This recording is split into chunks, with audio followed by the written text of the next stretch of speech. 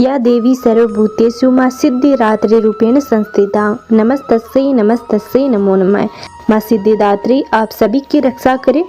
आज शारदीय नवरात्रि का अंतिम दिन है और नवरात्रि के 9वें दिन माँ दुर्गा की 9वीं शक्ति माता सिद्धिदात्री की पूरे विधि विधान के साथ पूजा अर्चना की जाती है। माता दुर्गा का यह स्वरूप सिद्ध और मोक्ष देने वाला है, इसलिए माता को माँ सिद्धिदात्री कहा जाता है। इनकी पूजा अर्चना करने से सभी कार्य सिद्ध होते हैं और मोक्ष की प्राप्ति होती है। माँ दुर्गा के स्वरूप की पूजा देव, दानव, ऋषि, मुनि, यक्ष, साधक, किन्नर और गृहस्थ आश्रम में जीवन यापन करने वाले भक्त माँ सिद्धिदात्री की पूजा अर्चना करते हैं। इनकी पूजा अर्चना करने से धन, यश और बल की प्राप्ति होती है। माँ सिद्धिदात्री माँ लक्ष्मी की तरह कमल पर विराजमान है और माँ 4 भुजाओं से युक्त है। माता के दाहिने तरफ के नीचे वाले हाथ में कमल पुष्प और ऊपर वाले हाथ में शंख सुशोभित है। वहीं बाईं तरफ के नीचे वाले हाथ में गदा और ऊपर वाले हाथ में चक्र सुशोभित है। माँ दुर्गा इस रूप में लाल वस्त्र धारण की है। धार्मिक ग्रंथों में उल्लेख मिलता है कि माँ सभी प्रकार की सिद्धियों को देने वाली हैं। देवी पुराण के मुताबिक भगवान शिव ने इनकी कृपा से ही सिद्धियों को प्राप्त किया था।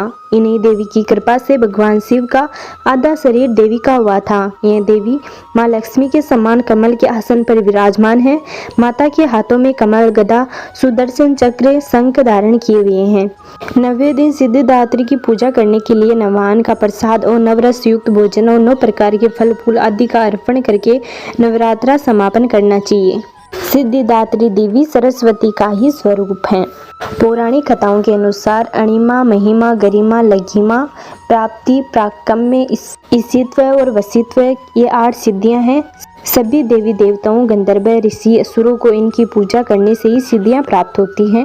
जो भी भक्त नवरात्रि के 9 दिन उपवास, पूजा अर्चना और अंत में कन्या पूजन करते हैं, उन पर माँ की असीम कृपा प्राप्त होती है और सभी अटके कार्य पूर्ण होते हैं।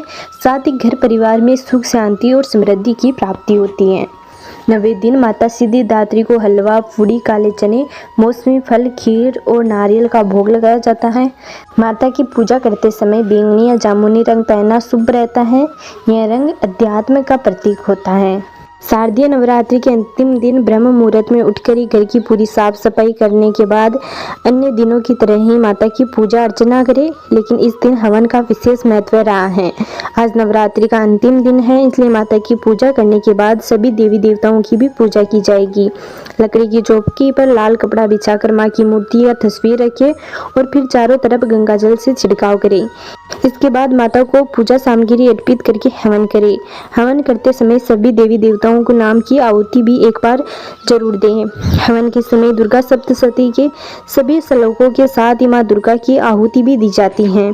इसके साथ ही देवी के बीज मंत्र होम ह्रीं क्लीं चामुंडे विच्छे नमो नमः का 108 बार जाप करते हुए आहुति दे और फिर आरती उतारे। हवन करने के बाद पूरे परिवार के साथ माता के जय जयकारे लगाए और माता का आशीर्वाद लेते हुए कन्या पूजन शुरू करें। माँ सिद्धिदात्री को भोग में हलवा व चना का विशेष महत्व है। इसके साथ ही पूड़ी, खीर, नारियल और मौसमी फल भी अर्पित करें और व्रत का पालन करें। माँ सिद्धिदात्री से जुड़ी पौराणिक कथा के अनुसार जब पूरे ब्रह्मांड में अंधकार छा गया था, उस अंधकार में एक छोटी सी किरण प्रकट हुई। धीरे धीरे यह किरण बड़ी होती गई और फिर इसने एक दिव्य नारी का रूप धारण कर लिया। कहते हैं देवी माँ भगवती का 9वां स्वरूप माँ सिद्धिदात्री कहलाई। धार्मिक मान्यताओं के अनुसार माँ सिद्धिदात्री ने प्रकट होकर त्रिदेव अर्थात ब्रह्मा, विष्णु और महेश को जन्म दिया। कहते हैं भगवान शिव शंकर को जो 8 सिद्धियां प्राप्त थी वह भी माँ सिद्धिदात्री ने ही उन्हें दी थी। सिद्धिदात्री देवी ही कृपा से शिवजी का आधा शरीर देवी का हुआ, जिस वजह से महादेव का एक नाम अर्धनारीश्वर पड़ा। एक अन्य पौराणिक कथा के अनुसार जब सभी देवी देवता महिषासुर के अत्याचार से परेशान हो गए थे, तब तीनों देवों यानी ब्रह्मा, विष्णु और महेश ने अपने तेज से माँ सिद्धिदात्री को जन्म दिया था।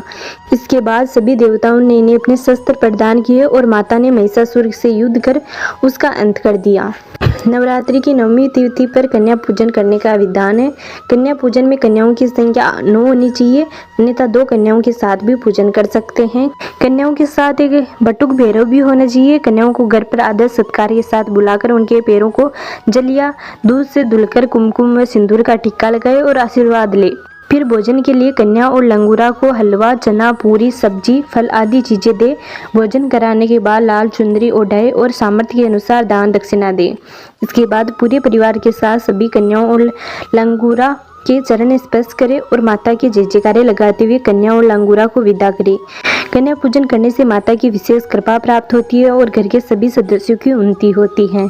तो ये थी आज की वीडियो। उम्मीद करते हैं आपको ज़रूर पसंद आई होगी। अगर आपने अभी तक हमारे चैनल को सब्सक्राइब नहीं किया है तो प्लीज़ सब्सक्राइब कर लें। मिलते हैं अगले वीडियो में, तब तक नमस्कार।